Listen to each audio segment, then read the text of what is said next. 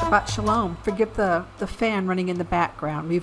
We have literally jumped from cold and rain and done a headlong nosedive into hot and dry.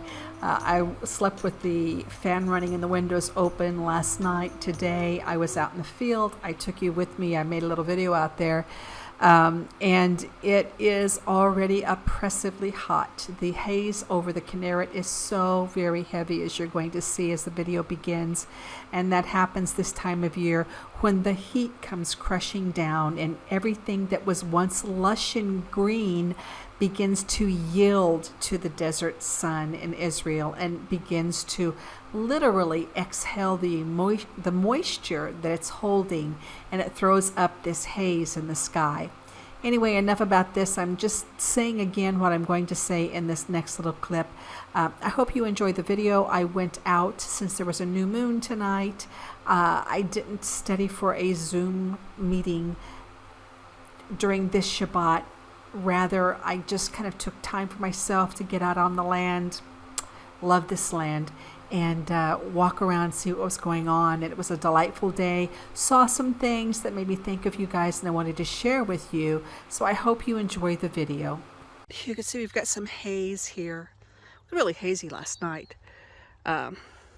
And tonight it looks like it's going to be hazy again.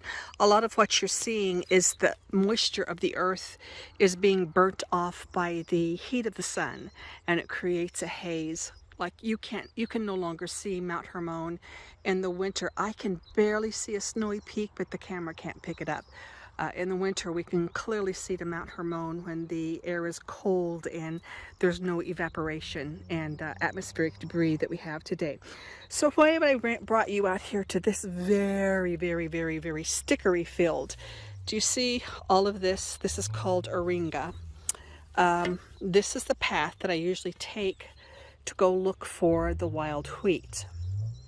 And I was just looking at that path, and I've said this so many times. I've said, do you know, by Shavuot, the thistles have pushed me out of the field. Let me show you here. Do you see that? Do you see that sticker? You see that sticker? Aringa is a delicious, tender herb at the beginning of the year.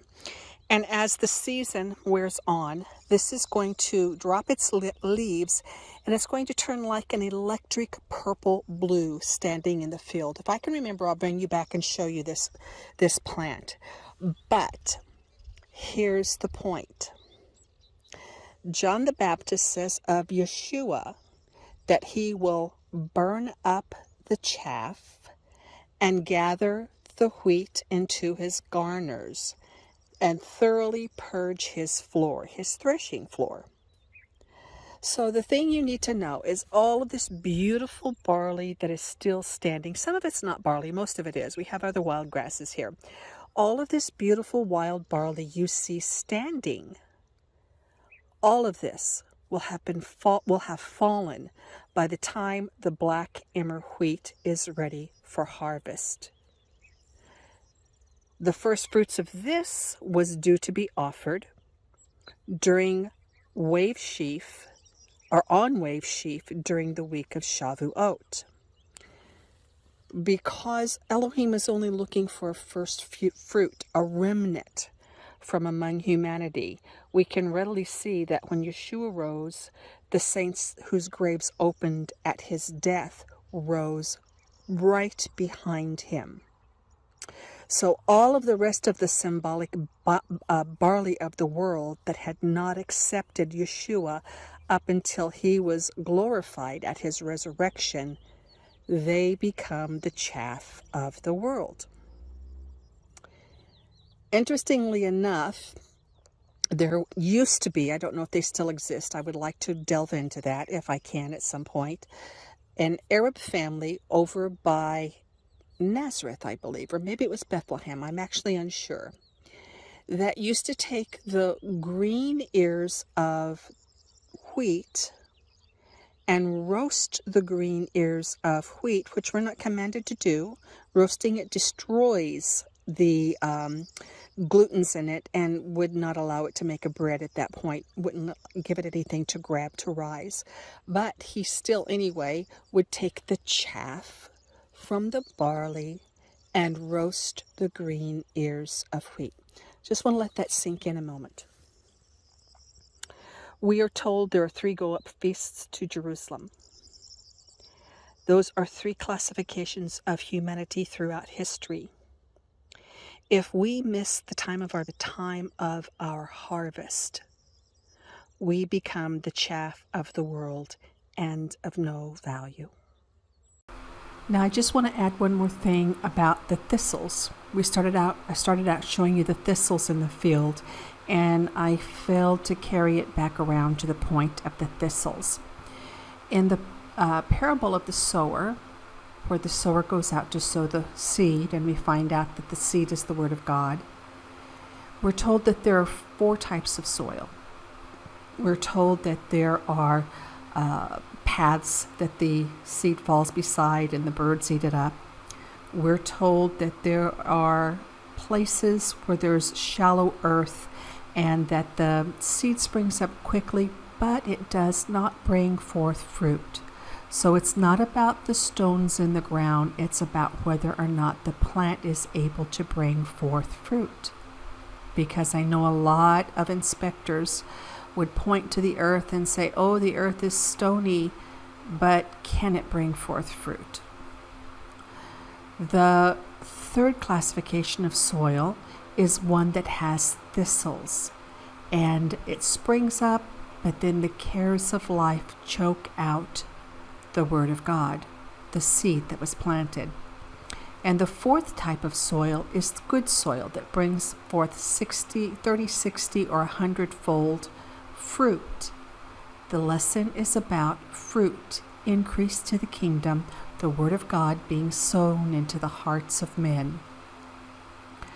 While I believe that this parable is an every person parable, in other words, my heart can be any one of those 4 conditions according to the parable. And I do believe that.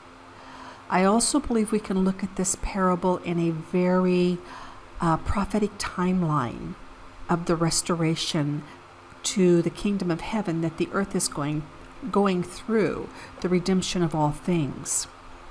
Why and how can I say that? Frequently I've said that by Shavuot, the thistles have pushed me out of the field. We know that Yeshua ascended 10 days in front of Shavuot, 10 days in front of Pentecost. And in the prophetic timeline, we would be looking forward to a period of his appearing to take us the next harvest. Well, isn't it interesting that all of these years since his appearing, the thistles of religion, of the cares of life, of anything and everything that could crowd into the field, and still that original understanding that Yeshua came to give us and to clarify about his field, his world, and his calendar, and the types of soil that make up the hearts of the men.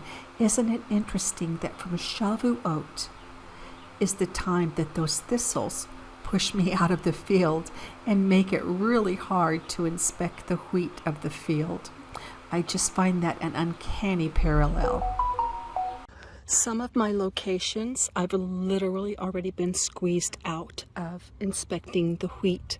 I'm going to have to come back with a sickle and cut my way through the thistles that exist. But I was able to get down here, and this is our wheat. All of it's coming up out of the boot. You remember I told you you can tell the difference between the barley, ouch, and the wheat. Sorry about twisted my ankle. You can't see the ground too good. It's flat. It presents wide and flat. So all of this is another location of wheat I'll use to verify the season. And go ahead and continue to look around this area of wheat. but it's progressing. It's all coming out of the or out of the body of the plant. The head is exiting the body of the plant. Just as I would expect it to. Joe, do you remember when I had you and Randy here? It looked like this area was just barren and not doing anything. These are all wheat I'm looking at. Just barren and not doing anything. I want you to look at it now. Of course, most of it still exists in barley, but we know we're looking for first fruits, not last fruits, and we're looking for the first fruits of the wheat as well. And I also made a statement that I thought that the flax was going to be as plentiful on the earth this year as it was the year that Abba showed me the flax. It has not achieved that yet. It may not because it's so hot. This may be the extent of what we see, but it's still a much greater showing than we've had in years past. I know you probably can't see on the video, but I'll show you here one up close. All of this is all of this is wheat just emerging from the body of the plant, all of this.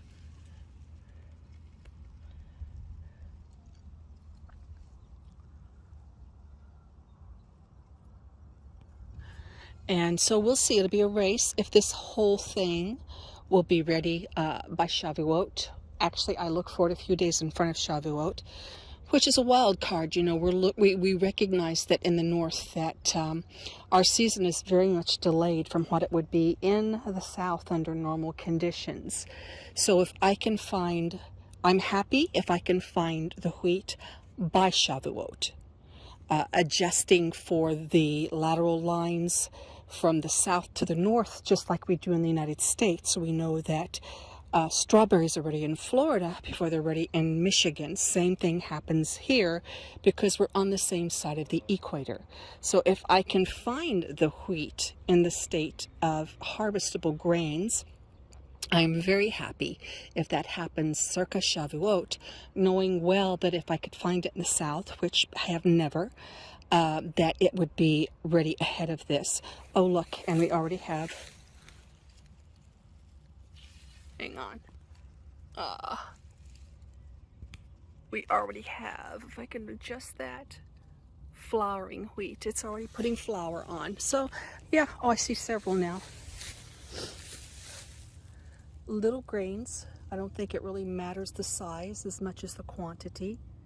Little grains are already beginning to form inside of these heads of wheat. They have to bloom before it takes on meat inside of the plant. And again, Joe and Randy will tell you that I had to dig to find it here, and it was so immature. I don't even know if they could see what I was showing them, but here we are already in just 2 weeks. It's well up out of the boot. It's starting to flower. It's well out of the body of the plant. It's starting to flower, and it's just amazing what happens when the heat turns on. This will hasten so quickly now. And this is just a shot because it's beautiful and I love my land. I love this land. Through all the difficulties and all the adversities and all the bureaucracy, roadblocks, it's this land and the connection to the earth that keeps me here. No other reason for me to be here except for the strong connection I feel to the dirt, to the earth that I'm standing on right now.